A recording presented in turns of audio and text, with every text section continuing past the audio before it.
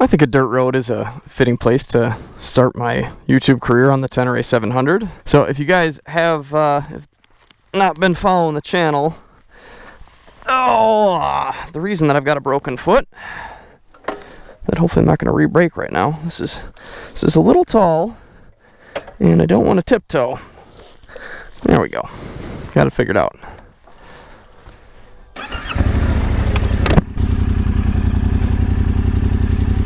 Quite the juggling act.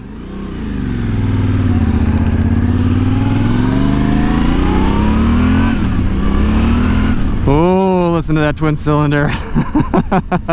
So the reason that I have a broken foot is because when I was on the way to get this bike, actually, I got smashed into by a van, and the KLR and I both got thrown and then went skidding across the pavement. The KLR did end up totaled.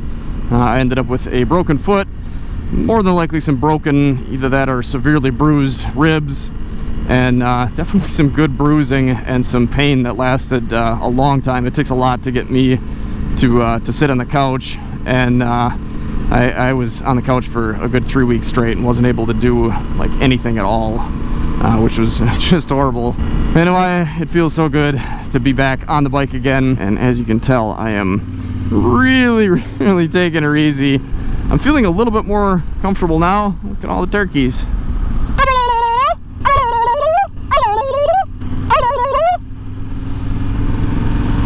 But when I first got on this, boy, was I nervous. I feel much more comfortable on this gravel road here.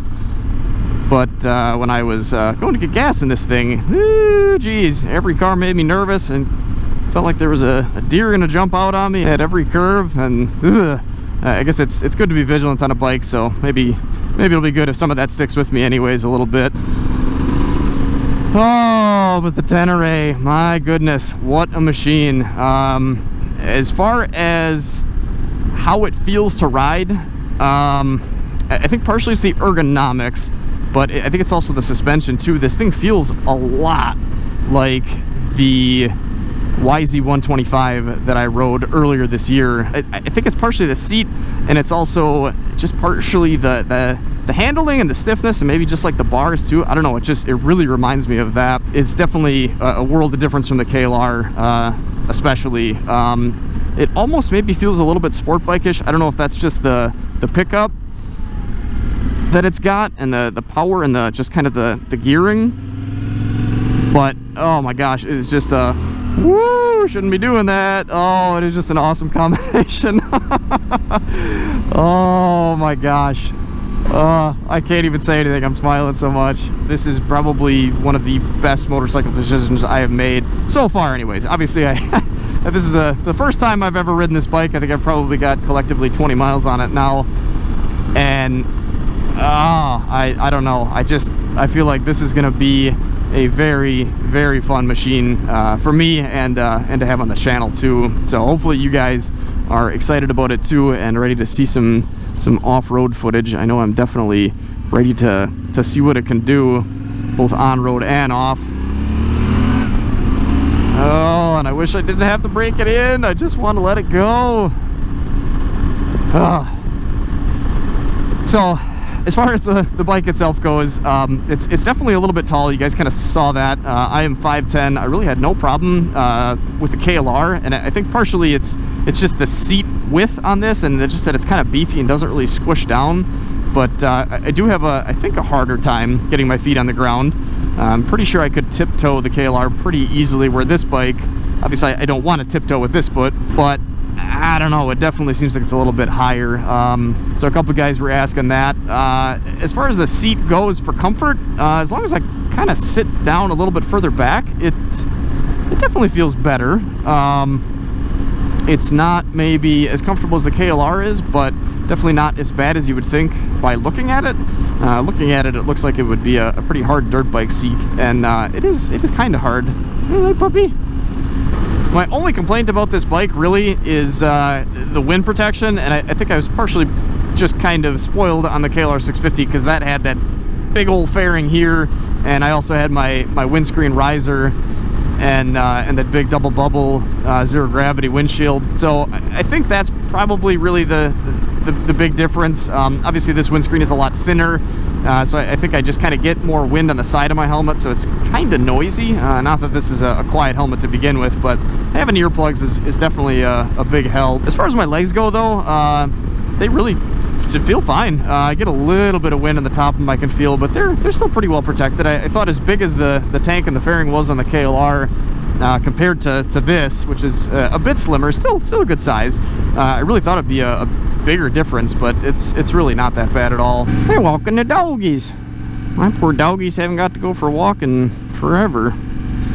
Actually, that's not true. I had the husky follow me around in my woods a little bit while I was on the four-wheeler the other day. Don't want to scare the doggies. This thing makes a terrible sound. Oh, puppy. Hello. And by terrible, I mean amazing. I could definitely see putting a louder pipe on here, but man, it really does not sound bad at all. It's got a nice throaty grunt to it. I like that a lot. Oh, and I want to... Oh my gosh. This thing has a ridiculous amount of power. Oh, I don't even think I broke 6 grand yet. Oh my gosh. When I told my wife about this bike, when I was just looking into it, I told her that it had 37 horsepower more than the KLR 650 does, so more than double what the KLR had. And oh, it's gonna take some discipline to to figure out how to ride this thing off-road, I think, because oh my gosh, I think this is a bike that could definitely get away from you, which is what I was looking for. I wanted something that would do that in pretty much any gear. Yikes, this is gonna be fun. So obviously I am a bit over the moon with this bike, and I have to say that just in general, I mean, this is a very solid feeling machine. The suspension feels really good. Definitely something that I'll have to get used to. The power feels awesome. I cannot wait to really crack this thing loose. And as far as the ergonomics go, I'm really pretty happy with it. Like I said, I'm 5'10". It's pretty comfortable, other than the fact that my boot runs into my my engine side case cover here, which I think it would probably run into the engine cover anyways, even if I didn't have the RNG case cover on it. But I think that was accentuated a little bit by the fact that when I first got on the bike, I was doing this and hugging the tank as hard as I could. I was so nervous. Now that I'm a bit relaxed, it's nowhere near as bad. Look at all the jets. Oh, it's gonna be hard to not ride this every day. So if you guys enjoyed this video, please give it a like. Give it a like for that sunset. Look at that. I miss my sunset cruises. God darn, does it feel good to be back out here and on a Tenere 700, no less. Listen to that. Whoo! It's even got signal lights too. Look at that. I should use those.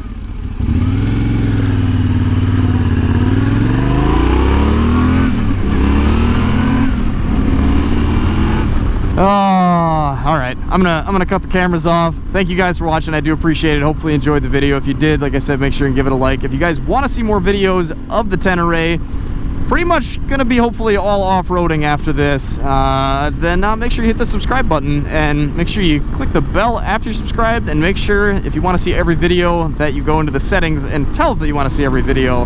I don't know how many channels I miss uploads from because of that. So make sure if you can get out and ride, you do that. Summer's kind of coming to a close here, but there's still some great days of riding left. Otherwise, if you can't get out right now, make sure you check out some more videos up at the top here. Thanks for watching, guys. Take care. Stay safe. Look out for cars. Get out and ride amongst the trees. And stay swanky.